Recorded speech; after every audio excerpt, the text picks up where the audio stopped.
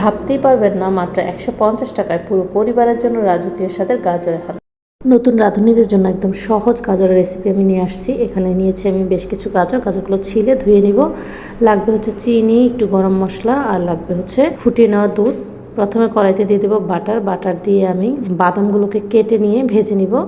বাটারের পরিবর্তে চাইলে ঘিও অ্যাড করতে পারেন।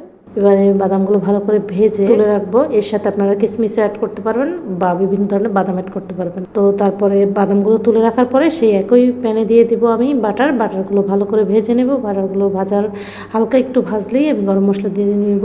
গরম মশলাগুলো হচ্ছে 2 টুকরো দারচিনি ও 2টি মাঝারি সাইজের এলাচ। খুব বেশি ভাজতে যাবেন না, যেন বাটারটা পুড়ে না যায়, তাহলে কিন্তু খেতে ভালো লাগবে না। এবারে গাজরগুলো দিয়ে দিচ্ছি। গাজরগুলো দিয়ে আবার একটু নেড়ে চেড়ে ভালো করে ভেজে নেব। এই সময় একটু নেড়ে চেড়ে ভেজে নিলে হয় কি, বাটারের ফ্লেভারটা ভালো করে গাজরের সাথে মিশে যায় আর গাজরের পানিটা একটু শুকিয়ে আসে। এবারে গাজরগুলোকে ভালো করে নেড়ে চেড়ে আমি এখানে দিয়ে দিব ফুটিয়ে রাখা দুধ। এখানে আমি হাফ কেজি মতো দুধ নিয়েছি। দুধগুলোকে জাল দিয়ে ভালো করে শুকিয়ে নেবেন যতটুকু পারেন। 1 কাপ করেও নিতে পারেন বা 2 কাপ, আমার মতো 2 কাপ রাখলেও রাখতে পারেন। তারপরে দুধগুলো দিয়ে এভাবে ভালো করে নেড়ে চেড়ে মিশিয়ে নিব। মিশিয়ে একটি ঢাকনা দিয়ে ঢেকে 10 মিনিটের মতো রান্না করে নিব। অবশ্যই চুলা পাশে দাঁড়িয়ে থেকে রান্নাটা কমপ্লিট করার চেষ্টা করবেন, কারণ রান্নাটা হতে সর্বোচ্চ 15 মিনিটের মতো সময় লাগবে। এখানে বলে নিই, আপনারা চাইলে গাজরটাকে ছোটো ছোটো টুকরো করে সেদ্ধ করেও নিতে পারেন, বা আপনারা চাইলে আমার মতো ছোটো করে টুকরো করে ব্লেন্ডারে অল্প অল্প করে ব্লেন্ড করে নিতে পারেন। হালকা দানা দানা থাকবে এরকম, বা আপনি ভাজি কাটা যে গ্রেটার থাকে সেটা দিয়েও আপনি চাইলে গ্রেট করে নিতে পারেন। আপনার যেভাবে সুবিধা হয় সেভাবে করে নেবেন। এরপর ঢাকনা তুলে মাঝে মধ্যে একটু নেড়ে চেড়ে দিবেন, না হয় কিন্তু নিচে দিয়ে লেগে যাওয়ার সম্ভাবনা থাকে। আমার ইউটিউব চ্যানেল ও ফেসবুক পেজে আমি এইরকমই সব সহজ সহজ রেসিপি দিয়ে থাকি, যেগুলো আমরা চাইলেই ঘরে বসে যে কোনো সময় বানিয়ে নিতে পারি। বিশেষত ব্যাচেলর কিংবা প্রবাসী ভাই আপু অথবা নতুন রাঁধুনিদের টার্গেট করেই আমি এই ধরনের রেসিপিগুলো দিয়ে থাকি। যদি ভিডিওগুলো আপনার কাজে আসে, অবশ্যই চ্যানেলটি সাবস্ক্রাইব ও পেজটি ফলো দিয়ে রাখবেন।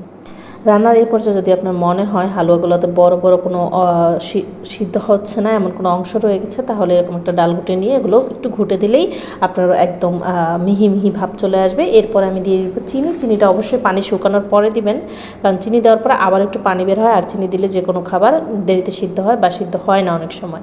তো চিনিটা দেওয়ার পরে আমি আবার ভালো করে নেড়ে চেড়ে মিশিয়ে নিব।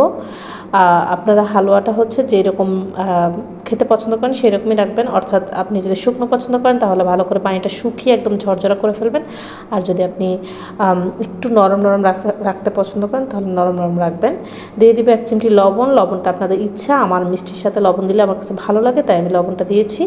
এবার ভালো করে নেড়ে চেড়ে ভালো করে পানিটা শুকিয়ে নেওয়ার পালা। আমি এখানে খুব বেশি পানি শুকাবো না, একটু ভেজা ভেজা ভাবটা রাখবো, কারণ আমার বাচ্চা খাবে। সো আমার কাছে বেশি ড্রাইটা ভালো হবে না বলে মনে হয়েছে। তো এই পর্যায়ে আমি গরম মশলাগুলো তুলে দিয়ে দিব প্রায় হাফ বাটির মতো গুঁড়ো দুধ। এখানে গুঁড়ো দুধটা অবশ্যই দিবেন। গুঁড়ো দুধটা দেওয়ার কারণেই আপনি রাজুকের যে স্বাদটা সেটা অবশ্যই পাবেন। এবং গুঁড়ো দুধটা ভালো করে মিক্স করবেন না, একটু দানা দানা ভাব রাখার চেষ্টা করবেন। যদিও আমি এখানে ভালো করে মিশিয়ে ফেলেছিলাম।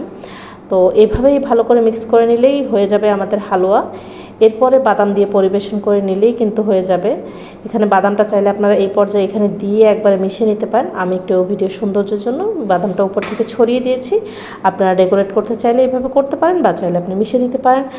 এতক্ষণ ধৈর্য ধরে আমার ভিডিওটি দেখার জন্য অসংখ্য ধন্যবাদ। নেক্সট ভিডিও দেখার আমন্ত্রণ রইল।